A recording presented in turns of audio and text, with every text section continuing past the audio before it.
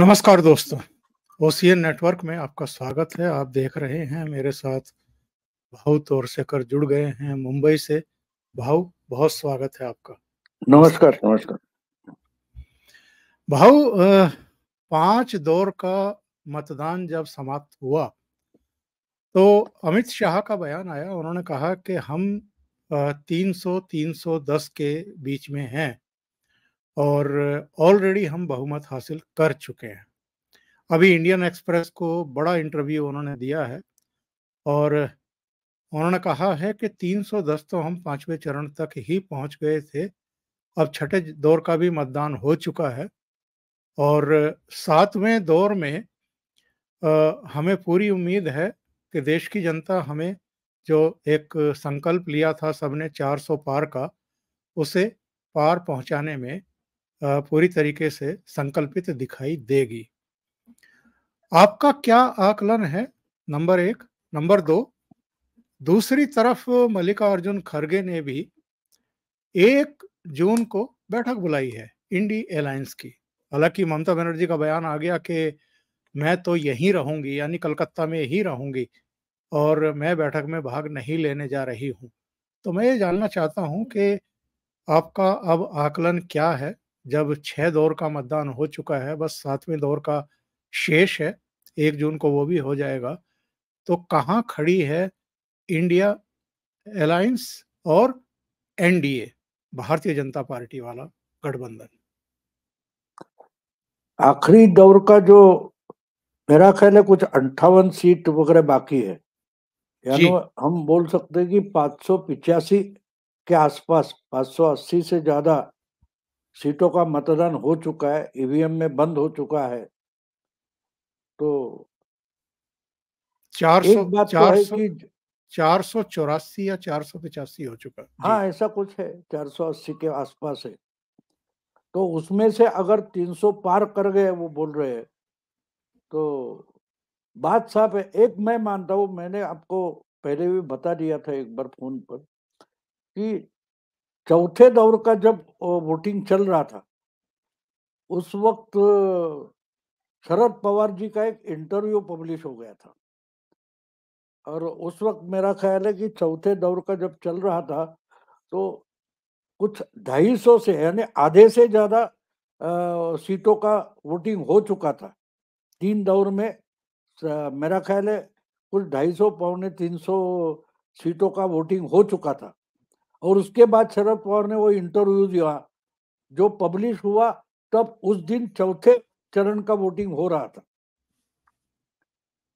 तो तीसरे चरण के बाद दिया हुआ इंटरव्यू और चौथे चरण के, यानी जिस दिन बारामती का वोटिंग होने वाला था, तो आधा समय निकल जाने के बाद इसकी चर्चा शुरू हो गई।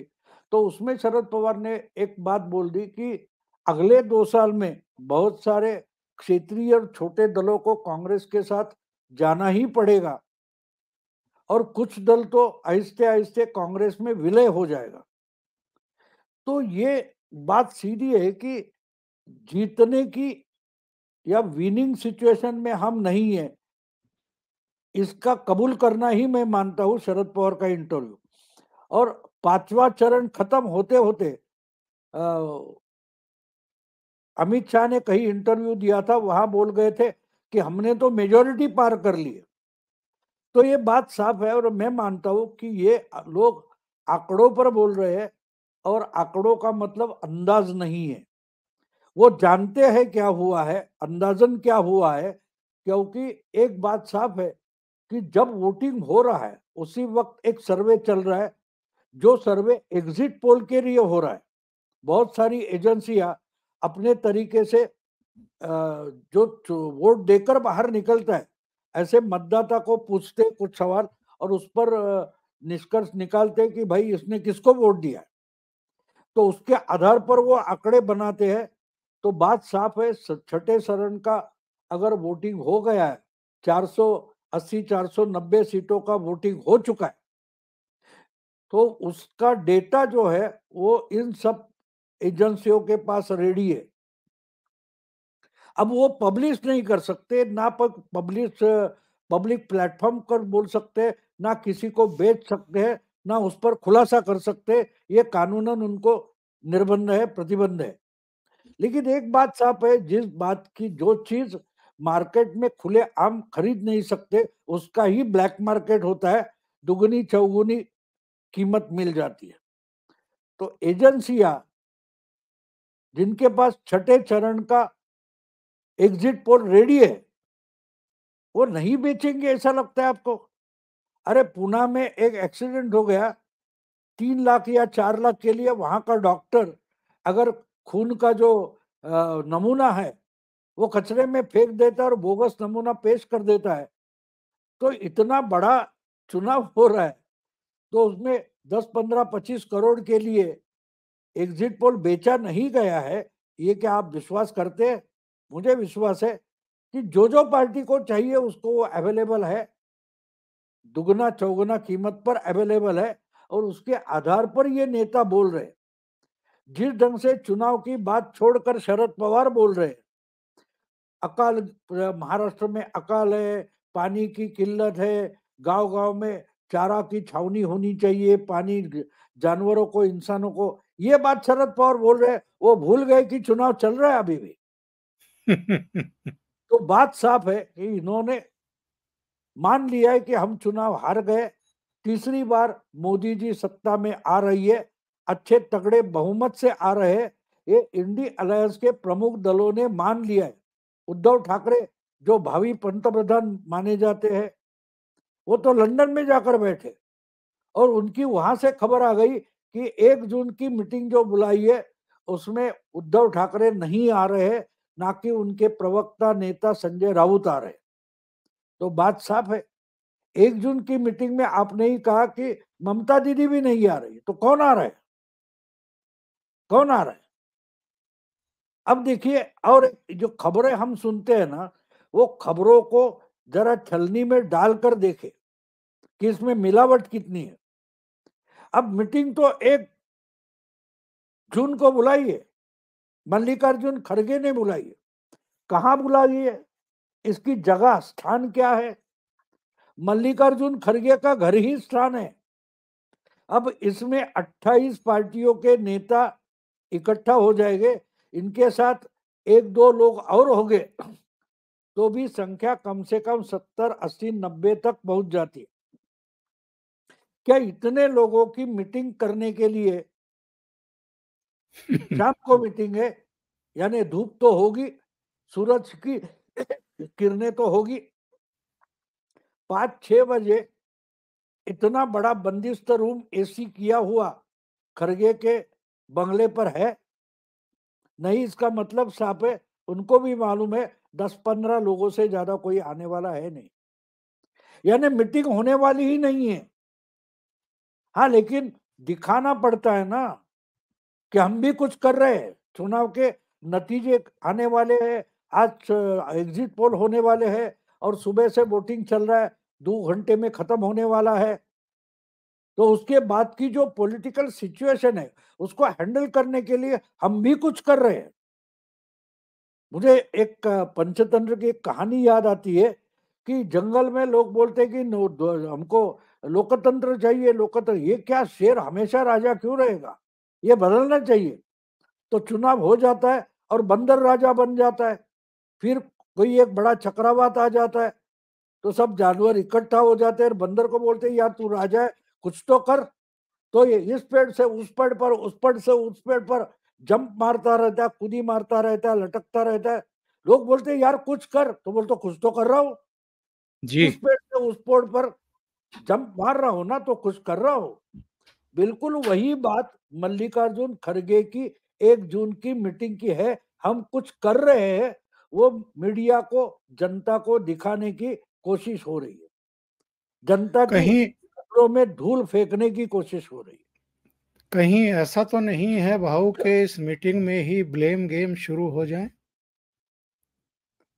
नहीं नहीं, वो ब्लेम गेम करने के लिए अभी इकट्ठा नहीं होंगे, क्योंकि इनको मालूम है कि 1 जून को जो कुछ होना है उससे पहले ही अपना अपना कुनबा संभालना जरूरी है, क्योंकि 1 तारीख को शाम को जब एग्जिट पोल सामने आ जाएंगे। एग्जिट पोल और ओपिनियन पोल में फर्क होता है। ओपिनियन पोल हमेशा पक्के गलत हो सकते हैं, लेकिन एग्जिट पोल में एक दो पोल तो कम से कम बिल्कुल डॉट टू डॉट होते हैं और उसमें पिक्चर क्लियर होना शुरू हो जाता है, जो मतगणना के दिन पूरा का पूरा क्लियर हो जाता है। लेकिन एग्जिट पोल ने जनता का झुकाव किस तरफ है, इसका पहला सिग्नल एग्जिट पोल में मिल जाता है। और जो कुछ आंकड़े आए हैं उसके आधार पर हम देखें तो कल परसों की बात है, न्यूज 24 चैनल पर योगेंद्र यादव और यशवंत देशमुख इकट्ठा थे और उस दरमियान अपने क्या बोलते हैं, योगेंद्र यादव ने अपना आंकड़ा दिया है 240 से लेकर 260 तक बीजेपी आएगी। ये क्या बोल रहे हैं? 240 से लेकर 260 तक बीजेपी आएगी, यानी 72 के लिए सिर्फ 12 सीटें कम हो सकती है। ये अनुमान किसका है? ये अनुमान योगेंद्र यादव का है। अब ये हमेशा और डिक्लेयर्ड ओपनली एंटी बीजेपी है, मोदी को दुश्मन मानते हैं। तो ये जब 260 बोलते हैं तो उसमें कम से कम 25-40 और 30-35 या 30-40-50 तक सीटें बढ़ानी है। अब उसमें मैक्सिमम अगर वो 260 बोल रहे हैं उसमें 40 मिला दो तो 300 हो गए, समझे आप? बिल्कुल। अगर वो कम से कम 240 बोल रहे उसमें 30 मिला दो तो 270 हो गए, आ गई मेजोरिटी। तो ये खिलाफ यानी पब्लिकली डिक्लेयर्ड है कि ये मोदी को हारता हुआ देखना चाहते, उसके बाद पटाखे उड़ाना चाहते, लड्डू बांटना चाहते। वो अगर 250 के आगे बीजेपी को लेके जा रहे हैं तो एग्जिट पोल क्या होने वाला है ये आप समझ सकते हो। अब दूसरी बात, प्रशांत किशोर ने बोल दिया कि बहुत बड़ा उलटफेर होते हुए मुझे दिखाई नहीं दे रहा है। पंजाब, बंगाल और तमिलनाडु में बड़ा उलटफेर होगा।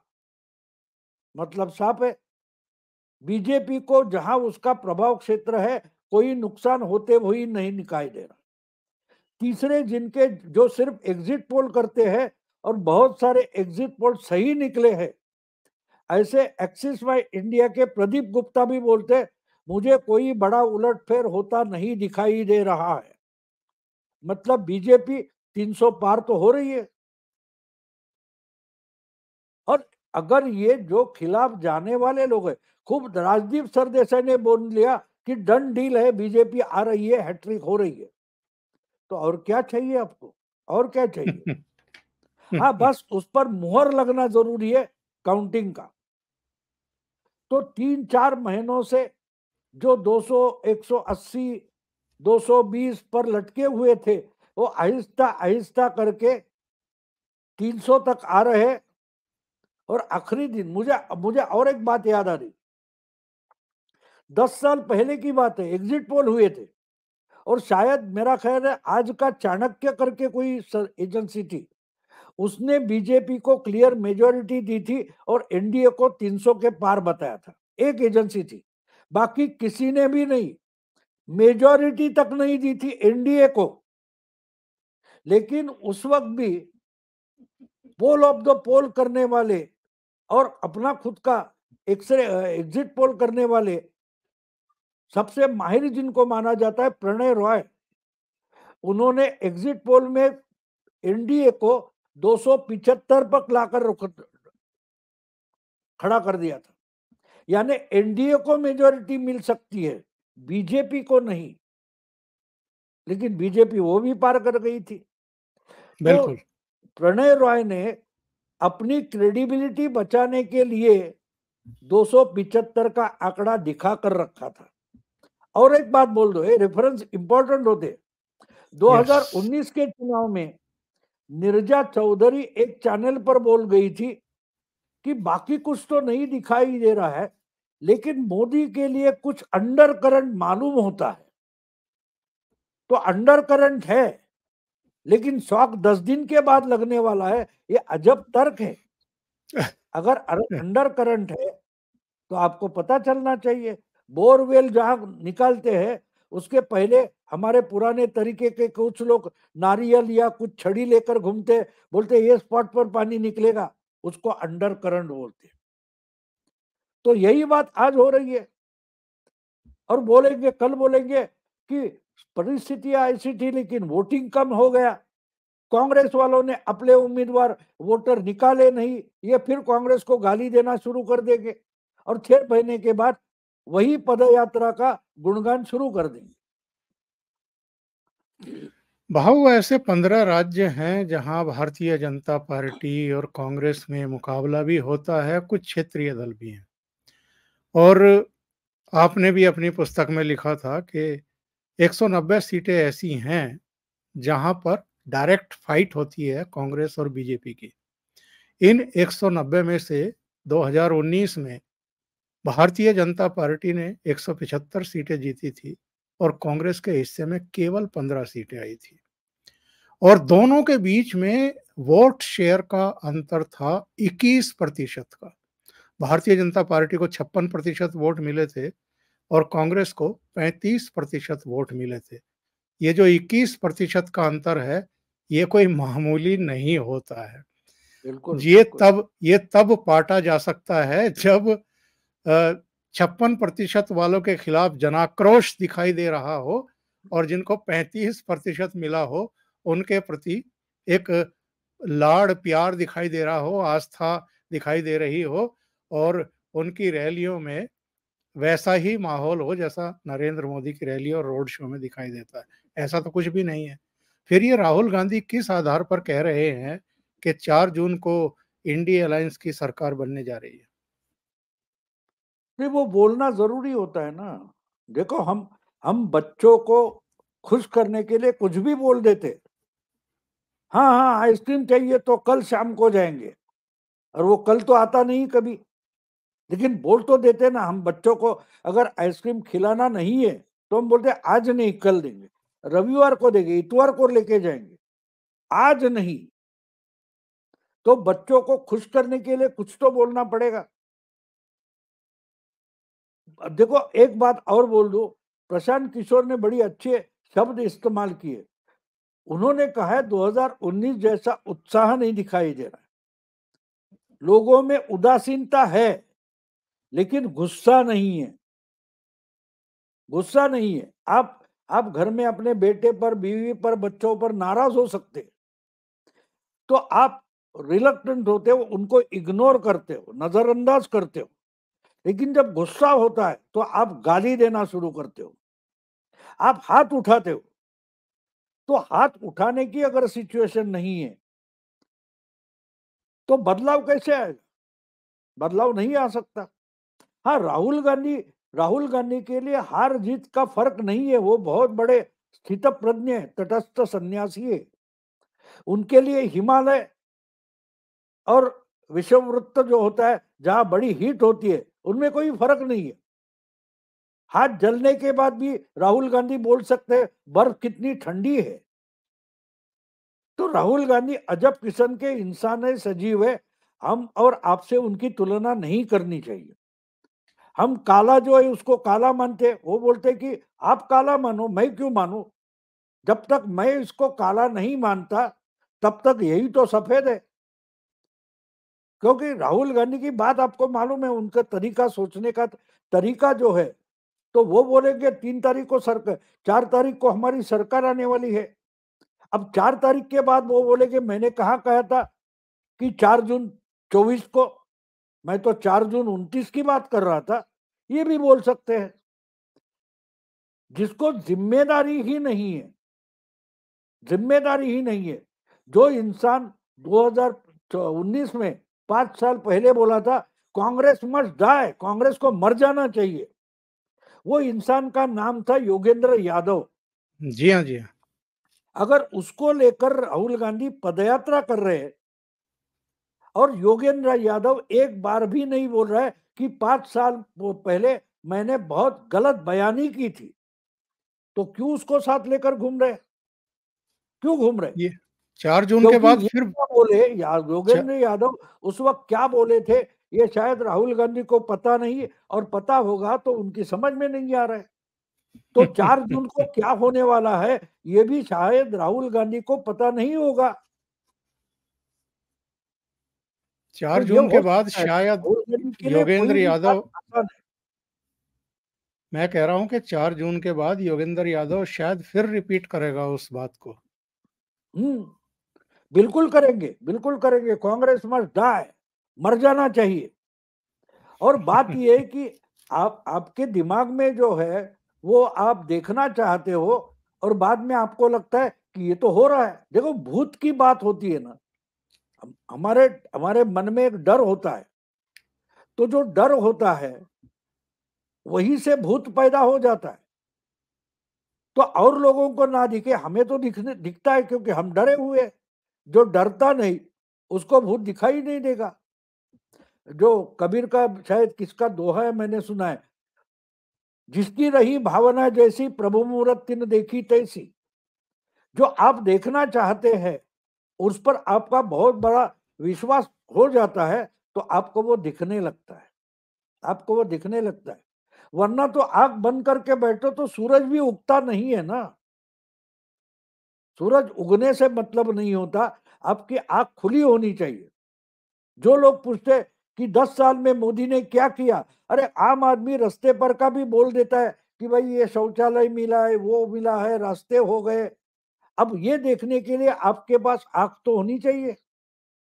अगर आपके पास आंख नहीं होगी, ये हमारे विश्लेषक एनालिस्ट एक बात भूल गए। एक किसी बड़े विचारक का एक मैंने कोट पढ़ा था, बड़े बहुत बढ़िया है, कि जब घना अंधेरा होता है, उस अंधेरे से हमको निकलना है, तो रास्ता दिखाने वाला कोई अंधा होगा तो भी चलता है, क्योंकि आंखें बंद करके भी वो रास्ता ढूंढ निकाल सकता है, क्योंकि अंधेरा ही है।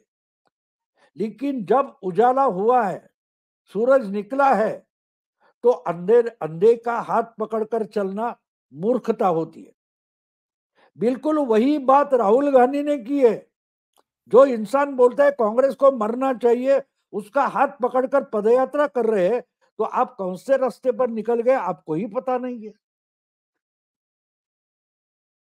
और प्रशांत बहु किशोर इसके बारे में फ्री में सलाह दे रहा था कि भाई बाकी इंडिया अलायंस मत करो। जो 190 सीट है, जहां कांग्रेस और बीजेपी का सीधा मुकाबला है, उसमें अगर बीजेपी के पास 175 सीटें हैं, उसमें से 50-60 कम करने के लिए कांग्रेस ने अपनी ताकत झोंकनी पड़ेगी। तब जाके बीजेपी को आप गवर्नमेंट बनाने से रोक सकते। फ्री एडवाइस थी, लेकिन सुनेगा कौन? क्योंकि प्रशांत किशोर को आंखें हैं, योगेंद्र यादव ने आंखें बंद कर लिए, और आप अंधे का हाथ पकड़कर दिन के दिन के समय में आप रास्ता ढूंढ रहे, तो आप तो गलत रास्ते पर चले जाओगे। मेरे सामने 4 प्रदेशों के आंकड़े हैं, और जो समीक्षक थे, जो विश्लेषक थे, जो राजनीति के पंडित थे, उनका कहना ये था कि अगर मोदी को हराना है और इंडी अलायंस को जीतना है, तो इन 4 राज्यों में उसे उलटफेर करना पड़ेगा। ये 4 राज्य हैं बिहार, उत्तर प्रदेश, महाराष्ट्र और पश्चिम बंगाल। और इनमें कुल मिलाकर के 210 सीटें हैं। भारतीय जनता पार्टी और उसके सहयोगियों ने 2019 में इनमें से 164 सीटें जीती थी। बिहार में कुछ नुकसान की आशंका थी, नीतीश को वापस ले आए। इसी तरीके से महाराष्ट्र में एक नुकसान की आशंका थी शुरू में, तो एनसीपी का धड़ा टूट गया, शिवसेना पहले ही टूट चुकी थी। उत्तर प्रदेश में तो ये कोई नुकसान बिल्कुल कर ही नहीं पाएंगे, क्योंकि जयंत चौधरी जो इनके साथ थे वो पश्चिम में बीजेपी के साथ आ गए। पूरब में भी निषाद हों या आपके दूसरे हों, जो छोटे मोटे पॉकेट्स में अपना असर रखते हैं और जिनके जातीय एक तरीके से संगठन हैं या पार्टियां, वो अब बीजेपी के साथ हैं, वो अखिलेश के साथ नहीं है। पश्चिम बंगाल में तो सब जानते हैं कि इस बार भारतीय जनता पार्टी पूरी तरीके से जनादेश को उलटने जा रही है। जो अभी के वहाँ सूचनाएं मिल रही हैं, बीजेपी 25 से लेकर के 30 सीटें तक जीत सकती है और ममता बनर्जी नीचे आ सकती है। तो ऐसे में ये इंडी अलायंस बनाना, मीटिंगें करना, कोई रणनीति बनाई थी क्या? कोई विज़न रखा था क्या मतदाताओं के सामने? कोई नीयत दिखाई थी, कोई नेता रखा था क्या कि हम नरेंद्र मोदी को हरा रहे हैं, तो क्यों हराना चाहते हैं और कौन हमारा लीडर होगा? तो ऐसे में ये किस आधार पर दावेदारी करते हैं कि साहब बीजेपी हार रही है और मोदी हार रहे हैं और हम जीत रहे हैं? देखो, मैं आपको 5 साल पुरानी बात बोल दूंगा। मेरा ख्याल है 2018 में या 18 के आसपास के चंद्रशेखर राव ने एक ट्राई किया था, या 2017 के यूपी के चुनाव के बाद, कि बिगर कांग्रेस बिगर बीजेपी अलायंस बनाएंगे। तो उसको उनको कोई रिस्पांस नहीं मिला, तो उन्होंने चुपचाप 6 महीने पहले विधानसभा में भंग कर दी और तेलंगाना में विधानसभा का चुनाव जल्दी हो गया 6 महीने पहले, जो मध्य प्रदेश राजस्थान के साथ हो गया, और वो बच गए क्योंकि उनको मोदी के साथ लड़ना नहीं था विधानसभा चुनाव। वरना तो 2014 में आंध्र और तेलंगाना का चुनाव लोकसभा के साथ हो गया था। उनको मोदी का प्रभाव नहीं चाहिए था और बड़ी ताकत से वो जीत गए। अब वही बात हमें समझनी चाहिए कि आप जब चुनाव लड़ रहे हो तो आपकी ताकत जहां भी है वो सही ढंग से इस्तेमाल करनी चाहिए। अगर बाकी राज्यों के साथ लेकर नहीं जा सकते तो अपना राज्य बचाओ, ये इन्होंने किया था। अगर कांग्रेस वही करती, सबको इकट्ठा करने के बजाय, ये जो 190 सीटें हैं जहां बीजेपी के साथ सीधा मुकाबला है, उसमें से ज्यादा सीटें निकालने की कोशिश करती, ना कि औरों से सीट का बंटवारा करने में फंस जाती। अब 300 कुछ 20 सीटों पर कांग्रेस लड़ रही है। उतनी सीटों पर लड़ने के बजाय सिर्फ 200 सवा 200 सीटों पर लड़ती और पूरी ताकत 190 200 सीटों पर लगा देती और 100 सीटें भी जीतती, तो बीजेपी को धक्का लग सकता था। लेकिन इन्होंने किया नहीं और उसका परिणाम सामने है कि ये कहीं भी, इनके पास कोई प्लान नहीं था, कोई रणनीति नहीं थी। किसको हराना है, कैसे हराना है, इसका तक पता नहीं था। और इसलिए तो मोदी ने 370 और 400 पार बोल गए तो उसमें फंस गए और उससे निकलते निकलते 5वें चरण का वोटिंग तक पूरा हो गया, तब जाके 400 और 350 370 के जंजाल से निकल रहे। लेकिन तब तक तो चुनाव खत्म हो गया, आखिरी चरण का चुनाव बचा है। तो देखो, आपका आइडिया क्लियर नहीं होता, आपका फोकस क्लियर नहीं होता कि कहां जाना है। अगर कहां जाना है ये तय है तो आप रास्ता ढूंढ लेते हो, जहां कोई टर्न है टर्न लेते हो और पहुंच जाते हो। ठीक है, 100 तक नहीं पहुंचे, 80 तक तो पहुंच जाओगे। लेकिन अब गलत राह पर निकल गए तो 25 किलोमीटर भी जाना मुश्किल होता है। आप चलते रहेंगे लेकिन पहुंचेंगे नहीं। यही हालत इनकी हो गई, इसलिए अभी हवा में बोल रहे कि सरकार बनाने जा रहे। अरे, सरकार बनाने की बात होती तो शरद पवार छोटी पार्टियों को कांग्रेस में विलय की बात क्यों करते? और इतनी अच्छी परिस्थिति है तो 1 जून को मल्लिकार्जुन खड़गे को मीटिंग बुलाने की जरूरत नहीं थी। अगर राहुल गांधी का जो आत्मविश्वास है, ओवर कॉन्फिडेंस है, वो अगर कांग्रेस के पास होता तो मल्लिकार्जुन खड़गे मीटिंग नहीं बुलाते। बाकी लोग बोलते अरे यार मीटिंग कर लो, सरकार तो बनेगी। उद्धव ठाकरे तो निकल गए लंदन। ममता बनर्जी बोलती है कि मैं तो मीटिंग को नहीं आऊंगी। बात साफ है। तो राहुल गांधी की बात अलग है, वो बहुत बड़े ज्ञानी है। उनको 25-50 साल आगे चलकर कभी कांग्रेस सत्ता में आ रही है, सरकार बना रही है, वो दिखाई देता है तो बोल देंगे। लेकिन जिसके पांव जमीन पर लगे हुए हैं उनको पता है ऐसा कुछ भी होने नहीं जा रहा है। अभी ये बात कही जा रही है कि राजस्थान में 2-3 सीटों का नुकसान बीजेपी को हो सकता है, कर्नाटक में कुछ सीटों का हो सकता है लेकिन तेलंगाना में बढ़ेगी, उड़ीसा में बढ़ेगी, जहाँ कभी उसे सीट नहीं मिली, केरल में भी 1-2 सीटें मिल सकती हैं, तमिलनाडु में मिल सकती हैं, पश्चिम बंगाल में बढ़ सकती हैं। अगर ये सरकार बनाने का दावा कर रहे हैं, तो आपको कांग्रेस कहाँ बढ़ती हुई दिखाई दे रही है भाऊ?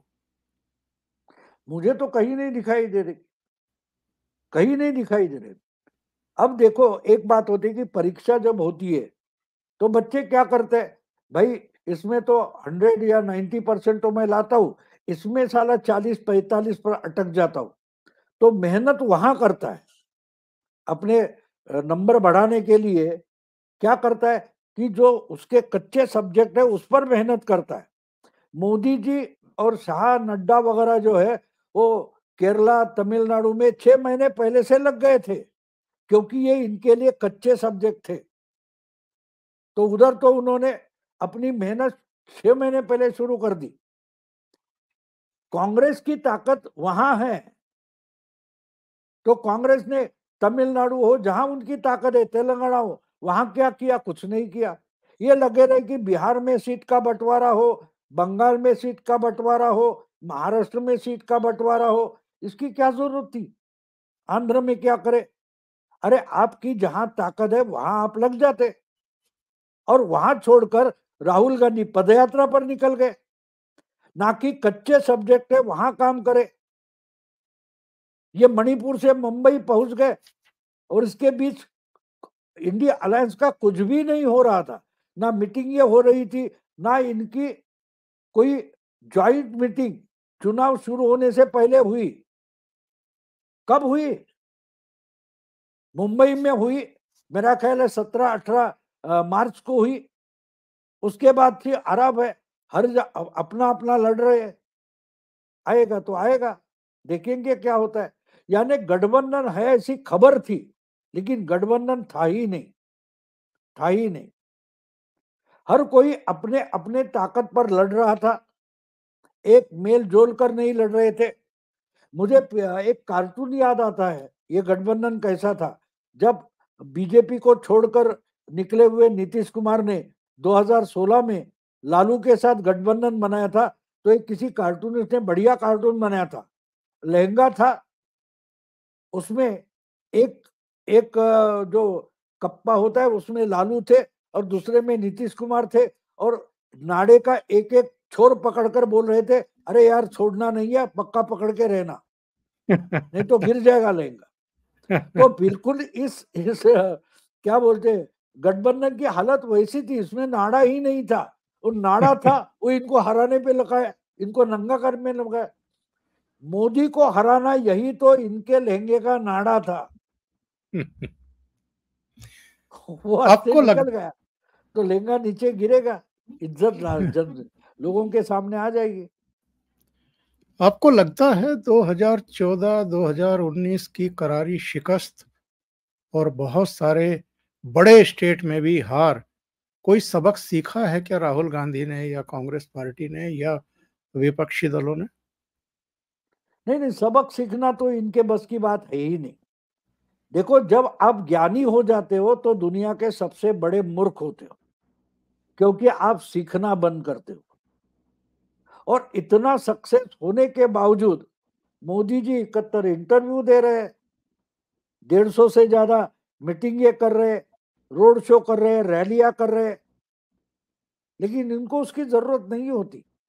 उनको लगता है कि हमारे मराठी में एक कहावत है, असेल माझा हरी तर देईल खाटल्यावरी। यानी अगर भगवान प्रसन्न नहीं है मेरे मुझ पर, तो मुझे खटिया पर लाके खाना परोस देगा, मुझे उठकर कुछ करने की जरूरत ही है नहीं। राहुल गांधी और विपक्षी दल उसी ढंग से सोचते हैं कि जनता नाराज होगी तो हमको लाएगी, वरना तो आएगा मोदी ही। बस वही हो रहा है, और ये तो कहावत बन गई है, करे तो आप कुछ भी करे, आएगा तो मोदी ही, ये तो आजकल कहावत बन गई है। तो ये भी वही कहावत दिमाग में लेकर बैठ गए कि भाई अगर लोग नाराज हो गए, महंगाई महंगाई महंगाई, बेरोजगारी, चिल्लाते रहो। जिनको लगेगा कि महंगाई है वो तो वोट देंगे, ना तो ना देंगे। फिर से आएगा मोदी, कोई बात नहीं, 2029 के चुनाव में फिर महंगाई और बेरोजगारी पर लड़ेंगे। तो इन्होंने अगर प्रयास ही नहीं करा है, आप परीक्षा में बैठे ही नहीं है, तो आपको इंतजार करने की क्या जरूरत है? नतीजों का इंतजार क्यों करेंगे? इसलिए 1 जून को इन्होंने मीटिंग बुलाई है। बीजेपी चुनाव के नतीजों के बाद क्या करना है वो 2 महीने पहले तय कर बैठ गई है। मोदी जी खुद बोलते हैं कि हम 2047 की बात कर रहे हैं। तो ये बात है, ये हवा में बातें कर रहे हैं, उसमें कुछ निकलने वाला नहीं है। और भाऊ बहुत सारे लोगों का कहना ये है कि जब रिजल्ट आ जाएंगे तो उसके बाद राहुल गांधी के खिलाफ, गांधी नेहरू परिवार के खिलाफ एक बगावत हो सकती है। इस तरह की बातें हम पिछले कई चुनाव से सुन रहे हैं। कांग्रेस पार्टी के भीतर अब ऐसी लीडरशिप बची है क्या जो इनके खिलाफ बगावत करेगी और कांग्रेस को लीड करेगी आगे आकर के? नहीं, वो तो समय बताएगा, लेकिन बगावत करने वाले को कांग्रेस में कोई स्थान नहीं है। जिसके पास अपना दिमाग है उसको कोई स्थान नहीं है। तो बगावत होगी ऐसा मुझे नहीं लगता। और बगावत होने से क्या होता है? वो बोलेंगे निकल जाओ, तुम अपनी पार्टी बनाओ, हमको तो ये पार्टी डुबानी है। तो बात साफ है, बगावत वगैरह कुछ नहीं होगी। आहिस्ते आहिस्ते करते कांग्रेस का विलय हो जाएगा, कांग्रेस खत्म हो जाएगी, लेकिन नेता तो रहेंगे राहुल गांधी। नेता तो राहुल गांधी रहेंगे, प्रियंका वाड्रा रहेगी, और कांग्रेस ही खत्म हो जाएगी। ना बजेगा बांस, ना बजेगी बंसुरी, बोलते हैं ना, तो बांस ही नहीं रहेगा। तो बेचारे ये अजीत अंजुम है, आशुतोष है, हमारे कुमार केतकर है, ऐसे लोग क्या करेंगे, इसकी मुझे चिंता है। क्योंकि इनको बगावत करनी पड़ेगी, इनको योगेंद्र यादव बोलना पड़ेगा, ये गांधी खानदान पहले राजनीति से निकाल दो, ऐसे इनको बोलना पड़ेगा। हाँ, उसको मैं बगावत बोलूंगा। अगर कांग्रेस में बगावत होनी है तो वो कांग्रेस ने ना बैठे हुए कांग्रेसियों से बगावत हो सकती है। भाऊ बहुत बहुत धन्यवाद जुड़ने के लिए और ओसीएन नेटवर्क के लिए इतना समय निकाल करके कई मुद्दों पर चर्चा करने के लिए। देखते हैं थैंक यू सो अभी मच। चुनाव के बाद क्या होता है, नतीजे जी क्या जी। आते हैं। मैंने तो किताब ही लिखी है, चुनाव के बाद लोगों को बता दूंगा कि किताब से क्या क्या सच्चाइयां निकली। अभी के लिए बिल्कुल सही। नमस्कार। 4 जून को नतीजे के दिन तो मुलाकात होगी ही हाँ, भाऊ, उस जरूर दिन जरूर जुड़ेंगे। जी जी। जरूर। नमस्कार।